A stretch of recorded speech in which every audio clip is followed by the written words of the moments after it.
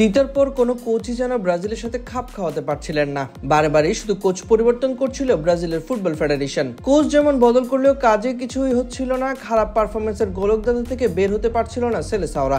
তাই কোচের দায়িত্বে নতুনত্ব সংযোজন করেছে দেশটির ফেডারেশন। নিজেদের ফুটবল ইতিহাসে তৃতীয় বিদেশি কোচ হিসেবে নিয়োগ দিয়েছে কার্লোস আনচেলত্তিকে। তবে আনচেলত্তির নিয়োগের পরে তাকে নিয়ে কিছুটা বিরূপ মন্তব্য করেছেন দেশটির প্রেসিডেন্ট লুলা দা সিলভা। বিশ্বকাপের পর ব্রাজিলের জাতীয় দলের সময়টা মোটেও ভালো যাচ্ছে না। কোপা আমেরিকা থেকে বিদায়ের পর অনবরত ম্যাচ ড্র করে চলেছিল। পরবর্তী বিশ্বকাপে উত্তীর্ণ হওয়ার পথেও বাধা সৃষ্টি করে যাচ্ছিল। আগামী বিশ্বকাপে অংশগ্রহণকারী দলের সংখ্যা বাড়ায় কিছুটা সংখ্যামুক্ত হয়েছে ব্রাজিল। তবে কোচের দায়িত্বে অভিজ্ঞ কারো আসা যেন খুবই অবিসম্ভাবীয় ছিল ব্রাজিলের জন্য। সেই হিসেবে অভিজ্ঞ ইতালিয়ান কোচ কার্লোস আনচেলত্তিকে নিয়োগ দিয়েছে সিবিএফ। ক্লাব ফুটবলের দারুণ সফল কার্লোস আনচেলত্তি। বিভিন্ন সময় বিভিন্ন দলকে ক্লাব পর্যায়ে শেষত্বের মুকুট এনে দিয়েছেন তিনি। তবে ব্রাজিলের president Lula da Silva Ancelotti ব্রাজিলের দায়িত্ব গ্রহণের ব্যাপারে কিছুটা মনক্ষুণ্ণ। আনচেলত্তির দায়িত্ব গ্রহণের পর সংবাদ মাধ্যমে আনচেলত্তিকে নিয়ে কিছুটা বিরূপ মন্তব্য করেন তিনি। আনচেলত্তিকে নিয়ে কোনো ক্ষোভ নেই বললেও তার মতে দল পরিচালনার জন্য ব্রাজিলের দেশীয় কোচ আছে। তিনি বলেন, সত্যি বলতে বিদেশি হওয়ায় আমার তার বিরুদ্ধে কোনো ক্ষোভ নেই। আমি যেমনটা মনে করি তা হলো জাতীয় দলকে পরিচালনা করার মতো কোচ আমাদের আছে ব্রাজিলে। ব্রাজিল সর্বশেষ বিশ্বকাপ জিতেছে 2002 সালে। এরপর ফুটবল বিশ্বকাপের সোনালী ট্রফির জন্য অধীর আগ্রহে অপেক্ষা করে আছে সেলেসাওরা।